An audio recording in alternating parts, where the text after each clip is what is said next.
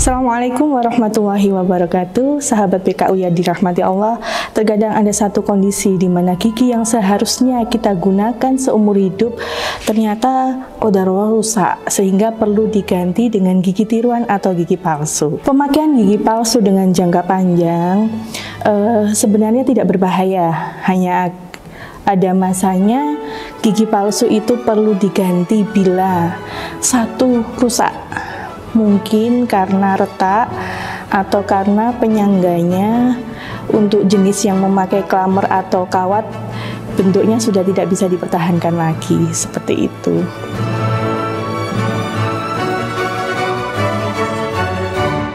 Jenis-jenis gigi palsu itu jika dari penyangganya ada dua, gigi palsu yang disangga oleh gigi palsu yang disangga oleh jaringan periodontal.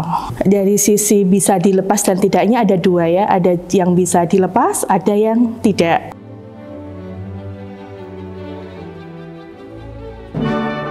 Gigi palsu itu bisa kita berikan kepada pasien tergantung dari satu kondisi pasien, kondisi rongga mulutnya, apakah yang memungkinkan disanggakan oleh gigi yang lainnya atau disanggakan pada gusinya atau jaringan penyangganya.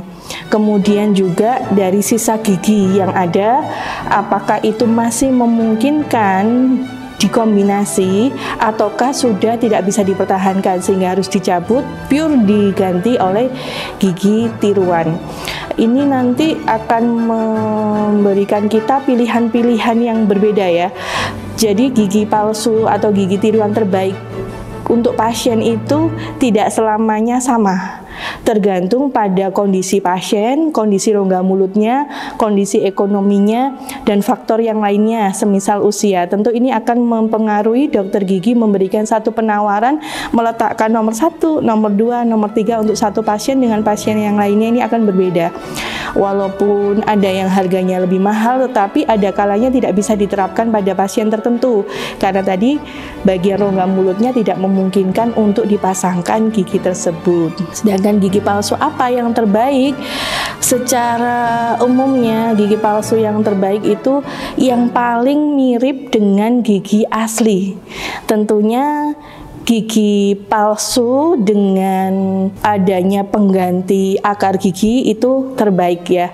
Atau jika akar gigi masih bisa dipertahankan, maka ini juga akan lebih baik, seperti gigi palsu dengan jenis crown, seperti itu ya. Masih ada akar gigi yang dipertahankan dalam kondisi steril, kemudian diberikan crown atau jaket gigi. Ini akan terasa nyaman karena serasa gigi asli oleh pasiennya. Jenis yang lain ketika akar gigi tidak bisa dipertahankan, kita bisa menggantinya dengan implan. Ini juga akan lebih nyaman karena serasa gigi asli. Diberikan implan untuk fungsinya menggantikan posisi akar gigi ya. Kemudian sama, setelah ada inti bisa beradaptasi, diberikan crown atau jaket, diberikan mahkota. Ini akan lebih nyaman untuk pasien karena pasien tidak perlu lepas pasang dan merupakan bagian dari dirinya. Ini akan lebih nyaman dan jangka panjangnya dengan adanya bagian yang tertanam dalam tulang, ini menyebabkan tulang akan mempertahankan. Artinya ada nih yang harus kurawat gitu ya. Jadi tulang yang ada di sekitarnya tidak mudah teresorpsi atau tidak mudah terkikis. Sementara untuk jenis gigi palsu dengan jenis yang lepasan, ini nangkring ya di atas gusinya, maka tidak ada bagian di dalam yang tertanam, tidak ada bagian pengganti akar gigi yang dipertahankan oleh tulang, sehingga tulang tidak merespon.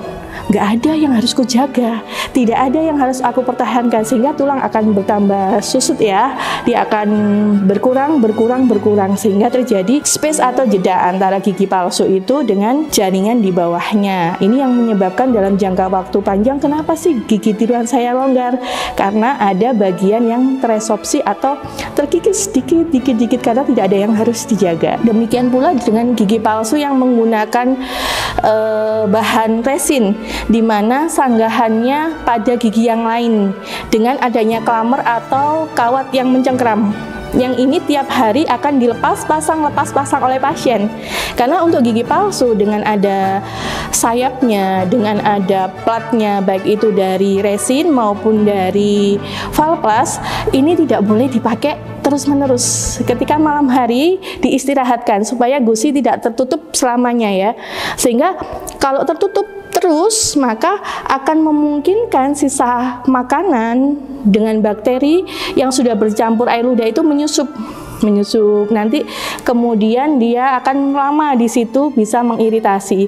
Inilah yang mengakibatkan ketika malam gigi palsu dengan jenis yang bisa dilepas harus dilepas malam hari, sikat gigi diistirahatkan, gigi palsu atau gigi tiruannya disimpan, kemudian jaringan lunaknya dari gusinya bisa istirahat supaya tidak teriritasi, tidak menimbulkan keradangan seperti itu. Jadi gigi palsu yang ternyaman itu gigi palsu yang semirip mungkin dengan aslinya.